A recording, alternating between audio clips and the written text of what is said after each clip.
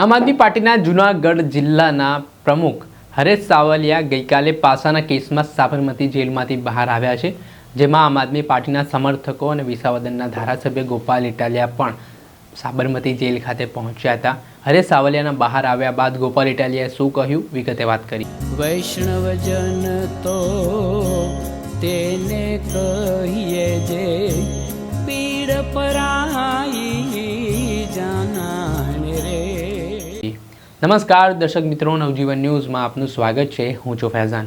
થોડાક સમય પહેલાં આમ આદમી પાર્ટીના જૂનાગઢ જિલ્લા પ્રમુખ હરેશ સાવલિયા પર 3 જેટલી ફરિયાદો થઈ હતી, જેમાં એક છેડતીની ફરિયાદ, એક એટ્રોસિટીની ફરિયાદ, તેવી અલગ અલગ ફરિયાદો છે તે ફરિયાદી દ્વારા નોંધાવવામાં આવી હતી।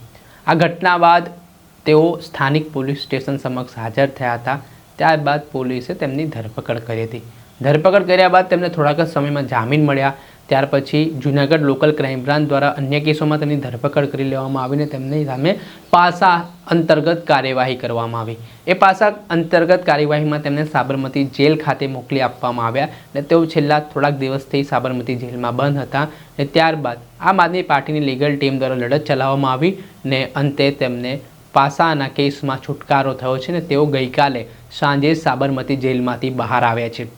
બહાર આવ્યા બાદ હરેશ સાવલિયાને લેવા માટે મોટી સંખ્યામાં આમ આદમી પાર્ટીના સમર્થકો અને ધારાસભ્ય ગોપાલ ઇટાલિયા ખુદ પહોંચ્યા હતા, જેમાં હરેશ સાવલિયાએ શું કહ્યું, જેલમાંથી બહાર છૂટ્યા બાદ ને કઈ રીતે હવે ખેડૂતો માટેની તેમની લડાઈ આગામી દિવસોમાં રહેવાની છે તે સાંભળો।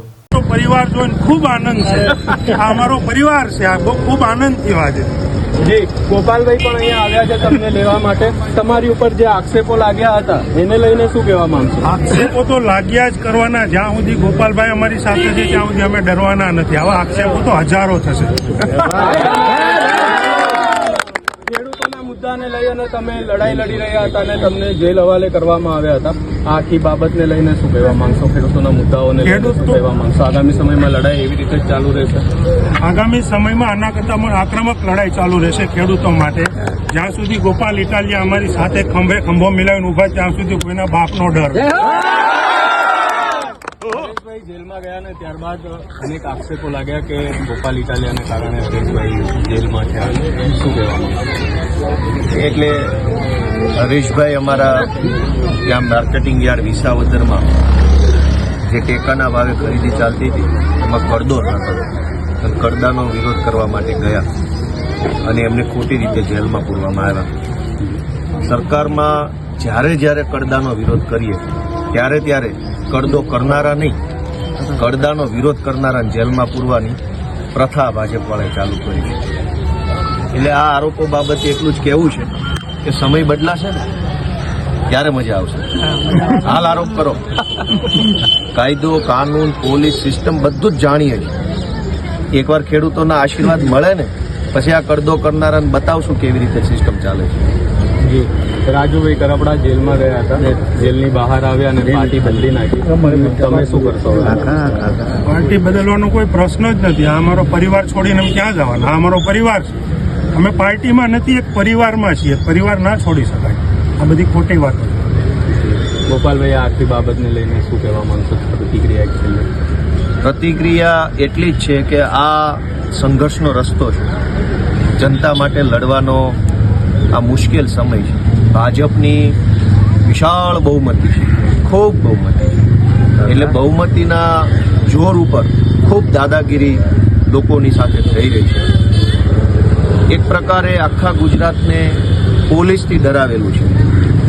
દરેક માણસ ભાજપના કારનામાઓ અને કાવતરાઓથી વાકેફ તો છે જ, પણ દરેક માણસને પોલીસથી ડરાવવામાં આવ્યા છે। ખરેખર તો એવું હોવું જોઈએ કે પોલીસથી જનતા સુરક્ષિત મહેસૂસ કરવી જોઈએ। એના બદલે અત્યારે આખા ગુજરાતમાં સહેજ પણ તમે ભાજપનો એક શબ્દ બોલો એટલે FIR, જેલ, પોલીસ, પાસા, ફલાણું ઢેકણું થઈ જાય છે। આ ગુંડાગીર્દીની સામે જ અમારી લડાઈ છે અને ભાજપને કહેવાનું છે કે અમે જોશું તારી જેલમાં કેટલો દમ છે। જા, તારો કાયદો, તારું જેલ, તારા દંડામાં શું દમ છે અમે જોઈશું। સમય બદલાશે નહીં અને સમય બદલીશું નહીં ત્યાં સુધી અમે લડી લઈશું, જોઈએ તારા દંડામાં શું દમ છે। ભાઈ, જેલ, પોલીસ, દંડાના ડરથી પરિવર્તન આવવાનું અટકી જતું હોત તો દેશ આઝાદ જ ક્યાં થયો હોત? દંડો તો અંગ્રેજો પાસે હતો, અંગ્રેજો પાસે પોલીસ હતી. એ હર્ષ સંઘવીની જેમ જ વિચારતા હતા કે દંડો મારશું એટલે ક્રાંતિ નહીં આવે. આવી ક્રાંતિ? એમ ગુજરાતમાં ક્રાંતિ આવશે. જી. આપણે સાંભળ્યા હતા વિસાવદરના ધારાસભ્ય ગોપાલ ઇટાલિયા. તેઓ કહી રહ્યા છે કે જેમ અંગ્રેજો તેમના શાસનમાં જે વિરોધ કરનાર લોકો હોય તેમને જેલમાં નાખી દેતા હતા અને તેમના પર જે અત્યાચાર કરતા હતા, તે હાલ વર્તમાન સરકાર આવું કરી રહી છે કે જે લોકો અવાજ ઉઠાવે છે તો તેમનો કેવી રીતે અવાજ દબાવી દેવાય તે માટેના પ્રયત્નો થાય છે ને લોકોને પોલીસના ડરથી ગુજરાતભરના લોકોને ડરાવવામાં આવી રહ્યા છે. તેના જ કારણે હવે રાજકારણ ગરમાયું છે.